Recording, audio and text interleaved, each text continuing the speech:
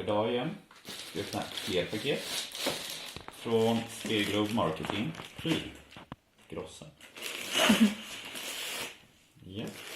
Precis som i tisdags är det ännu en professionell inslagning här som ni ser. Även denna dag med jultema. Ja, men lite kan man få tisa. Ja, men vad fan. Jag sa ju inte vad det var. Nej, men du är ju behagligt.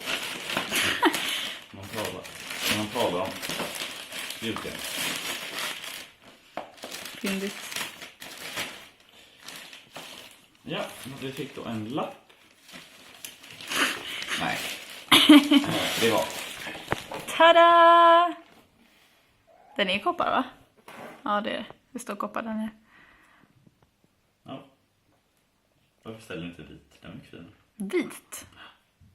Det fanns nog inte ens vit. Ja. Jag tror det bara fanns vit och mässing. Christmas. Eller koppar och mässing. Den blir fin i sovrummet. Förhoppningsvis. Måste köpa en lampa. Den är jättegammal. Liksom. Den går till och med på gamla glödlampor. Tänkte inte ens på det. Ah, Kommer inte sånt med. tror man får en glödlampa. Ja.